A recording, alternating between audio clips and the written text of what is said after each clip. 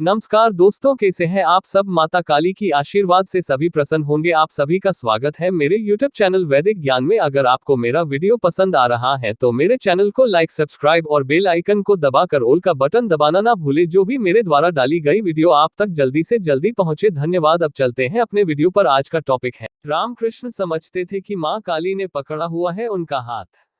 रामकृष्ण परमहंस भारत के एक महान संत एवं विचारक थे। इन्होंने सभी धर्मों की एकता पर जोर दिया। उन्हें बचपन से ही विश्वास था कि ईश्वर के दर्शन हो सकते हैं, अतः ईश्वर की प्राप्ति के लिए उन्होंने कठोर साधना और भक्ति का जीवन बिताया। स्वामी रामकृष्ण मानवता के पुजारी थे।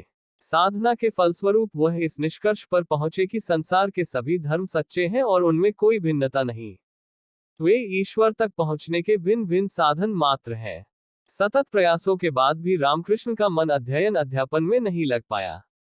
कलकत्ता के पास दक्षिणेश्वर स्थित काली माता के मंदिर में अग्रज रामकुमार ने पुरोहित का दायित्व सौंपा। रामकृष्ण इसमें नहीं रम पाए। कालांतर में बड़े भाई भी चल बसे। अंदर से मन ना करते हुए भी रामकृष्ण मंदिर की पूजा एवं अर्चना करने लगे। रामकृष्ण मां काली के आराधक हो गए।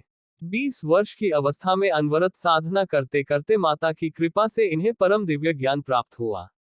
इनके प्रिय शिष्य विवेकानंद ने एक बार इनसे पूछा, महाशय क्या आपने ईश्वर को देखा है। महान साधक रामकृष्ण ने उत्तर दिया, हाँ देखा है। जिस प्रकार तुम्हें देख रहा हूं ठीक उसी प्रकार, बल्कि उससे कहीं अधिक स्पष्टता से। वे स्वयं की अनुभूति से ईश्वर के अस्तित्व का विश्वास दिलाते थे। आध्यात्मिक सत्य ज्ञान के प्रखर तेज से भक्ति ज्ञान के रामकृष्ण पथ प्रदर्शक थे। काली माता की भक्ति में अवगाहन करके वे भक्तों को मानवता का पाठ पाते थे। रामकृष्ण परमहंस जीवन के अंतिम दिनों में समाधि की स्थिति में रहने लगे, अतः तन से शिथिल होने लगे। शिष्यों द्वारा स्वास्थ्य पर ध्यान देने की प्रार्थना पर अज्ञानता जानकर हंस देते थे।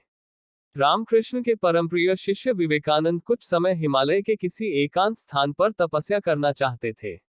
यही आज्ञा लेने जब वे गुरु के पास गए तो रामकृष्ण ने कहा, वत्स हमारे आसपास के क्षेत्र के लोग भूख से तड़प रहे हैं।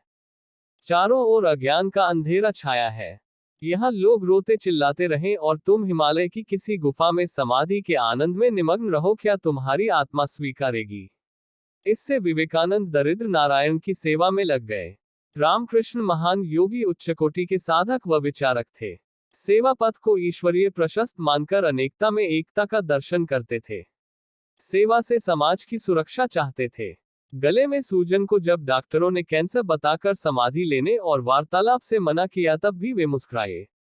चिकित्सा कराने से रोकने पर भी विवेकानंद इलाज कराते रहे। विवेकानंद ने कहा, काली मां से रोग मुक्ति के लिए आप कह दें। परमहंस ने कहा, इस तन पर मां का अधिकार है, मैं क्या कहूं, जो वह करेगी मेरे लिए अच्छा ही करेगी। मानवता का उन्होंने मंत्र लुटाया। उन्होंने मां महाकाली के चरणों में अपने को उत्सर्ग कर दिया।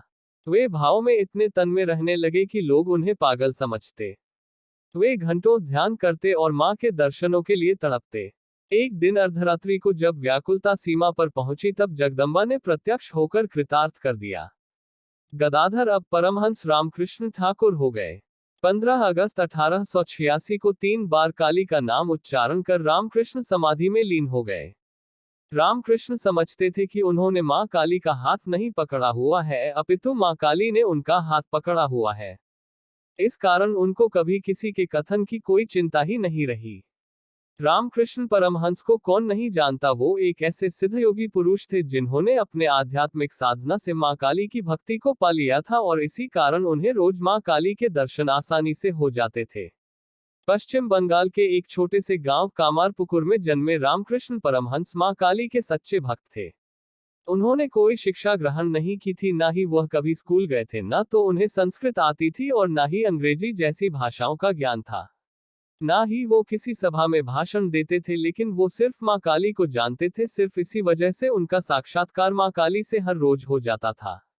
बताया जाता है कि आध्यात्मिक साधना में पूरी तरह से लीन हो जाने के कारण रामकृष्ण का मानसिक संतुलन एक समय इतना बिगड़ गया था कि वे मां काली के दूर हो जाने पर रोना शुरू कर देते थे और काफी देर तक एक छोटे से बच्चे के समान रोते ही रहते थे।